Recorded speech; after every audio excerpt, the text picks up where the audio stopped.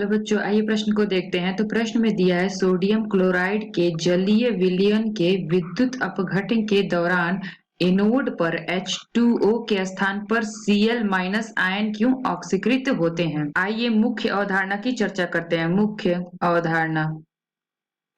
तो प्रश्न में क्या दिया है, सोडियम क्लोराइड के जलीय विलयन के विद्युत अपघटन। तो विद्युत अपघटन क्या होता है, तो रासायनिक विज्ञान में विद्युत अपघटन उस प्रक्रिया को कहते हैं जिसके द्वारा किसी रासायनिक यौगिक में वैद्युत धारा प्रवाहित करके उसके रासायनिक बंधों को तोड़ा जाता है। उसे हम क्या कहते हैं, वैद्युत अपघटन। तो आइए देखते हैं, प्रश्न में दिया सोडियम क्लोराइड के जलीय विलयन में, यानी कि तो यहाँ पे कोई हमारा जलीय विलयन यानी कि H2 है, यहाँ पे कोई जलीय विलयन है। जलीय विलयन में क्या दिया, सोडियम क्लोराइड यानी कि NaCl है इसमें मिला हुआ। तो ये जो हमारा NaCl है, तो ये क्या होता है, Na+ तथा Cl पे माइनस में विभक्त होता है। तो यहाँ पे क्या होता है, यहाँ पे दो इलेक्ट्रोड लगे होते हैं। तो एक इलेक्ट्रोड पे धन आवेश होता है और एक इलेक्ट्रोड पे ऋण आवेश होता है। तो ये जो हमारा सोडियम क्लोराइड का जलीय विलयन है, इसमें क्या होता है, इसमें H2O यानी कि जल भी उपस्थित होता है, यानी कि H2O। तो ये हो जाता है H पे प्लस होता है, OH पे माइनस होता है। तो यह प्रश्न में क्या दिया है, विद्युत अपघटन के दौरान एनोड पर H2O के स्थान पर Cl आयन क्यों ऑक्सीकृत होता है।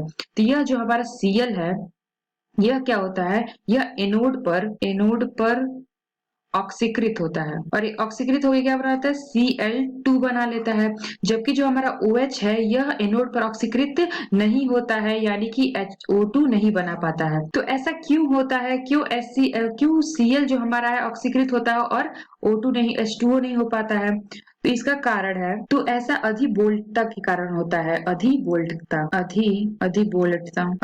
के कारण क्या होता है, यह जो हमारा H2 है वह ऑक्सीकृत नहीं होता है या और Cl2 ऑक्सीकृत हो जाता है।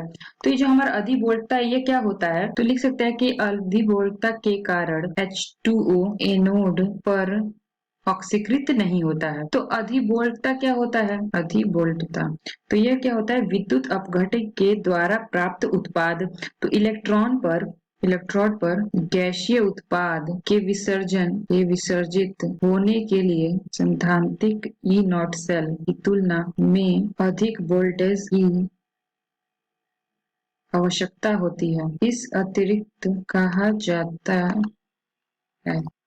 तो अधिवोल्टता क्या होता है, इलेक्ट्रोड पर गैसीय उत्पाद के विसर्जन होने के लिए सैद्धांतिक E0 सेल की तुलना से अधिक वोल्टेज की आवश्यकता होती है। इस अतिरिक्त वोल्टेज को अधिवोल्टता कहा जाता है। तो जैसे कि हमारा कोई NaCl का जलीय विलयन हम था जो हमारा, उसमें क्या होता है, NaCl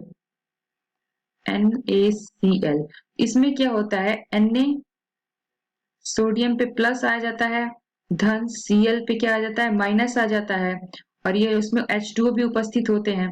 तो H2O में क्या होता है, H2O कैसे टूटता है, H पे प्लस और प्लस OH पे माइनस। तो जो हमारा H प्लस है यानी कि H प्लस, इसमें विसर्जन विभव कम है Na+ से। तो ये क्या होता है, जो हमारा OH ये क्या होता है, तो जो हमारा हाइड्रोजन है वो कैथोड पे होता है, कैथोड पे होता है ये H+ और प्लस एक इलेक्ट्रॉन, और ये हो जाता है 1/2 H2 गैस। तो जो हमारा H2 है वो कैथोड पे होता है, ना कि एनोड पे। तो एनोड पे हमारा क्या होता है, Cl2। तो प्रश्न में क्या दिया था कि सोडियम क्लोराइड के जलीय विलयन में विद्युत अपघटन के दौरान एनोड पर CH2 यानी कि जल के स्थान पर Cl क्लोराइड आयन क्यों ऑक्सीकृत होते हैं।